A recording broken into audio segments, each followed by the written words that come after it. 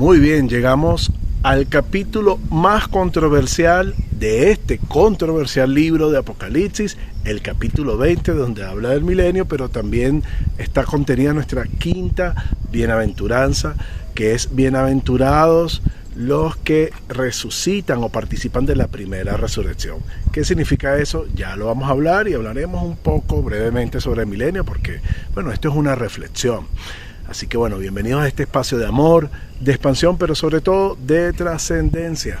Esa es la gran meta, el gran propósito de nosotros, trascender de este plano.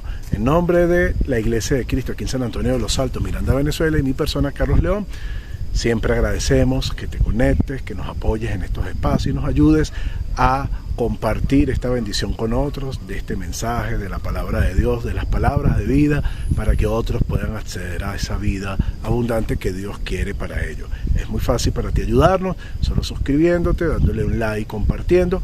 Puedes ser un instrumento de bendición para otros. Para nosotros un poquito más de trabajo y de tiempo, pero que lo hacemos con mucho cariño. Entonces, bueno, ayúdanos un segundo allí y te lo agradecemos. Bien, esta quinta bienaventuranza que habla sobre los que resucitarán, los que participan de la primera resurrección, está en Apocalipsis capítulo 20, versículo, realmente es un mensaje de victoria desde el versículo 4 hasta el verso 6.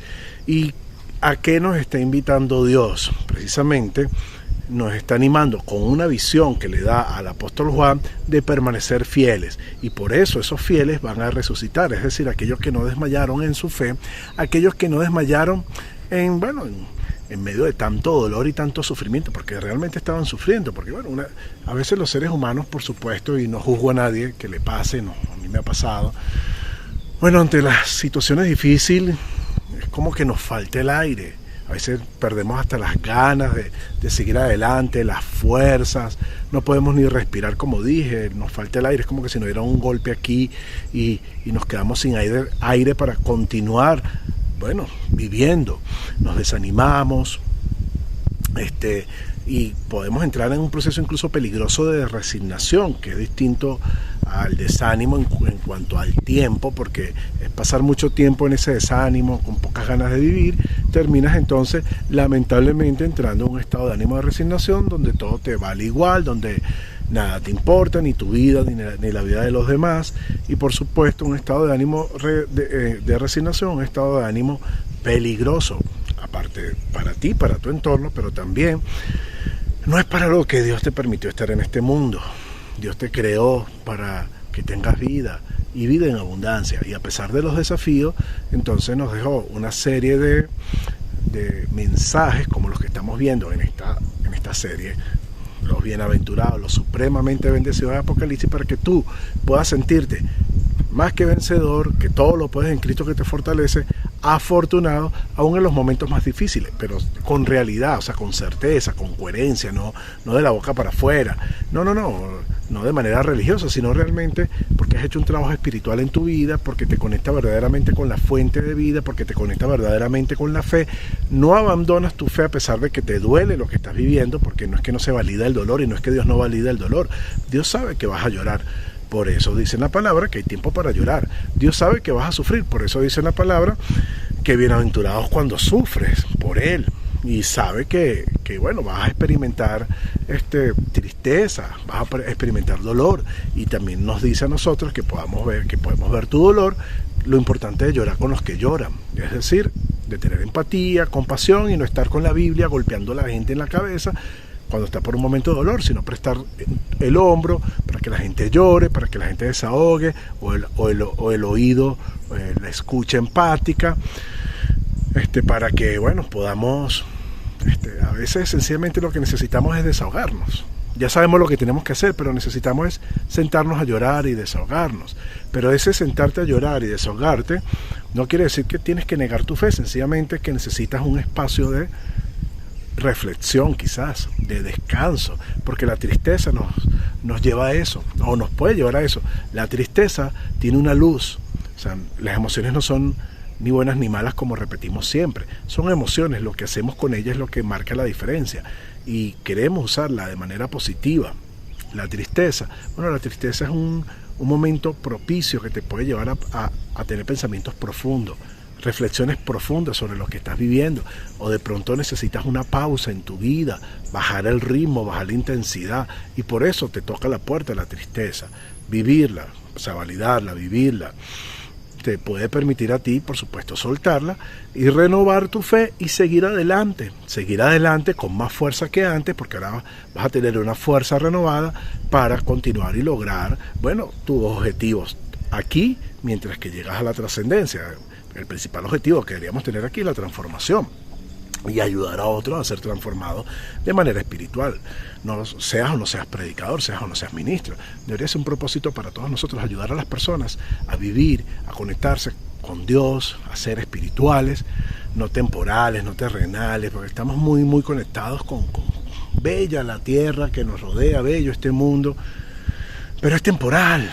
Nuestro mundo y nuestra ciudadanía está allá arriba en los cielos. Dios nos creó para la trascendencia, para la eternidad, y ayudar a las personas con esa trascendencia y esa eternidad es fundamental, porque así esas personas van a poder participar de la primera resurrección. El imperio romano usado por Satanás, la falsa religión romana, la bestia o las dos bestias, la falsa religión y el emperador romano, lamentablemente le hicieron la vida imposible a los cristianos. Le hicieron la vida imposible, pero no fue la única vez, ya vamos a hablar más de eso. Entonces, pero, ¿cuál era el propósito?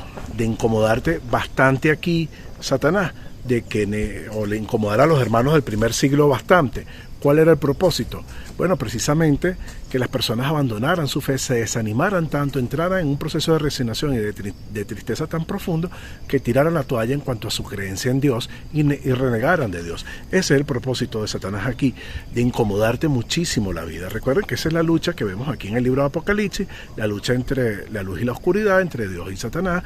Satanás tratando de lastimar a los hijos de Dios, a la iglesia del Señor, una guerra en contra del cristianismo, y Dios diciéndole que no va a poder y dándole toda la fuerza a los cristianos que están en momentos difíciles para que se sienten incluso supremamente bendecidos aún en sus peores momentos, pero con certeza, con realidad, como el cántico que entonamos, puedes tener paz en medio de la tormenta, y es verdad, porque ya no depende de las circunstancias, depende de tu relación con Dios, y esa relación con Dios te da nuevas fuerzas para seguir adelante.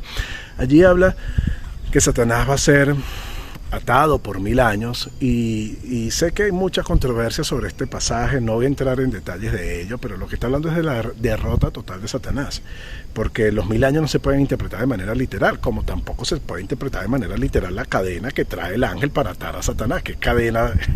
¿Cómo va a ser literal esa cadena, no? O sea, ¿qué tamaño sería la cadena? Ni la llave, ¿qué tamaño sería la llave del abismo donde lo va a encerrar? O sea, no, está hablando de una derrota total y dice que luego los cristianos van a reinar por 1000 años, está hablando de una victoria total, absoluta. Satanás va a ser liberado, es decir, Satanás en cuanto a su influencia en el imperio romano la iba a perder al punto de que ya no iba a usar al imperio romano, a Roma, a la falsa religión y al emperador en contra de la iglesia, iba a perder esa batalla.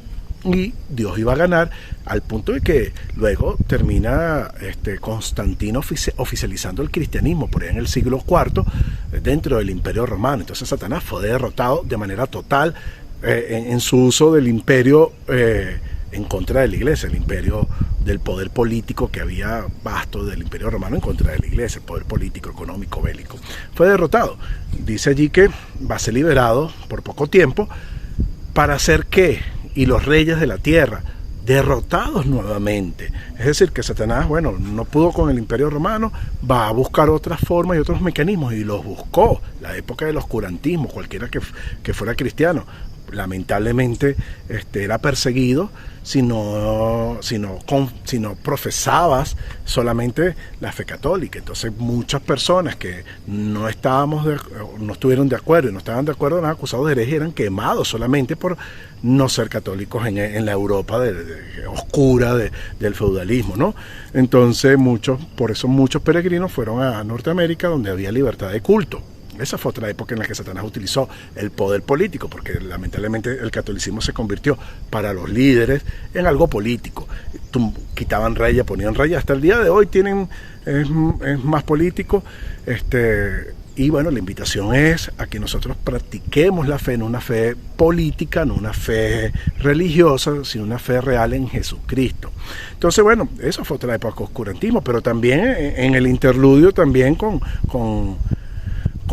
otras religiones y otros grupos, y todavía, y hoy en día se está usando a políticos de cierta facción también para atacar el cristianismo, la familia, los valores, los principios, la vida, o sea, el matrimonio. Entonces el cristianismo sigue estando bajo ataque, es decir, Satanás sigue saliendo otra vez a ir en contra del cristianismo, de la iglesia, de Dios, y Dios lo sigue derrotando, y nosotros en medio de todos estos desafíos que estamos viviendo en estos tiempos presentes, lo que tenemos es que mantenernos fiel, mantener nuestra fe. Y es lo que está diciendo aquí, o sea, los cristianos que mantengan su fe van a tener la victoria absoluta. Entonces vamos a tener la victoria, mantengamos nuestra fe, no permitamos que las adversidades, las situaciones, los ataques, las dificultades nos desanimen, perdamos nuestra fe, y los que se oponen a Dios y a su iglesia y van en contra con maldad, con saña, no con ignorancia solamente, o sea, es porque de verdad quieren destruir la iglesia, van a ser derrotados de manera absoluta. 1000 años, absoluta. Y es lo que vemos aquí, porque fueron resucitados después, para los que, dice, bienaventurados los que participan de la primera resurrección, los fieles, porque la segunda muerte no tendrá parte de ella, es decir, no van a ser arrojados al infierno, que es la segunda muerte, porque todos participaremos de una muerte, pero no necesariamente de 2 muertes. Entonces, los reyes de la tierra que se hicieron alianzas con el Imperio Romano, con la gran ramera, con la bestia y con el dragón, con Satanás, todos ellos, en el resto de la lectura del capítulo 20, se nos muestra que van a ser resucitados, van a participar de la segunda resurrección, pero solo para ser juzgados y ser arrojados al infierno, al lago que arde con fuego y azufre, que es real, lo quieras creer o no, pero es real. Entonces, la primera resurrección, aquellos que mantuvieron su fe, victoria total. Y la segunda resurrección, derrota total, sencillamente para ser arrojado al infierno, participar de la segunda muerte. Los primeros ir a los cielos, no van a haber una segunda muerte, solamente una, la muerte física, pero la espiritual no, van a estar con Dios en la eternidad.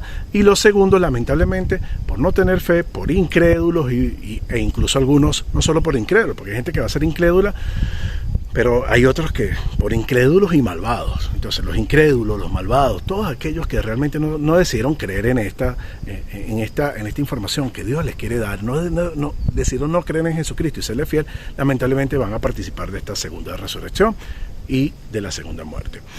¿De cuál resurrección vas a participar tú? Esperemos que sea de la primera. Recuerda que el Señor no solamente quiere esa resurrección tuya y esa trascendencia, sino también tu transformación mientras que llegas allá. Así que guarda toda esta información en tu corazón y ponla en práctica. Que Dios te bendiga y te amo en Cristo.